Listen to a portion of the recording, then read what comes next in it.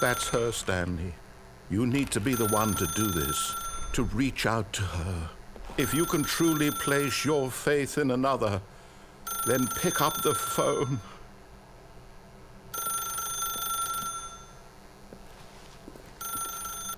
As Stanley picked up the phone, a white light engulfed him, filling him not just with radiance, but with hope. Hope for a life reunited one... Wait.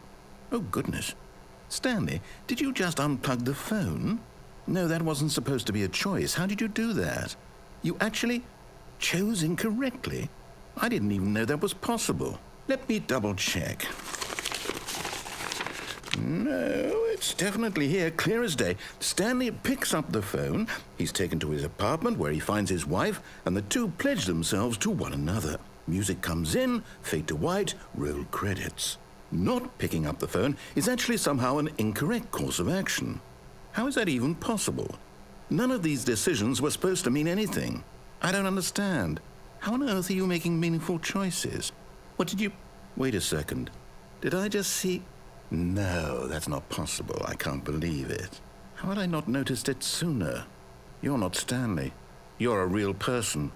I can't believe I was so mistaken. This is why you've been able to make correct and incorrect choices. And to think I've been letting you run around in this game for so long. If you'd made any more wrong choices, you might have negated it entirely. It's as though you completely ignored even the most basic safety protocol for real-world decision-making. Or did you not grasp the severity of the situation? Well, I won't have that kind of risk on my watch.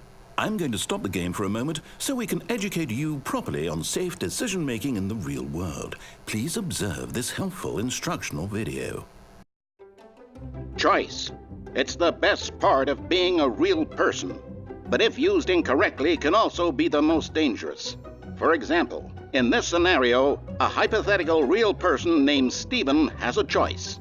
He could spend years helping improve the quality of life for citizens of impoverished third world nations.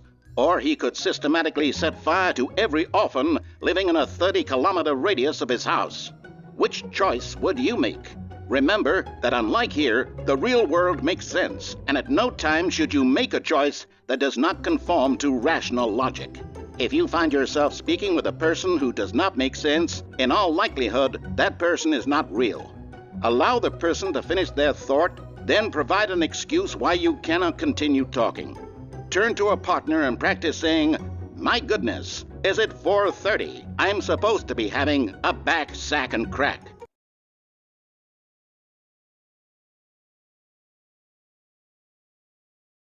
Excellent.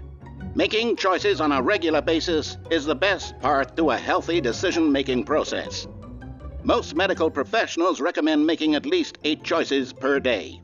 Do you make more than 8? Less?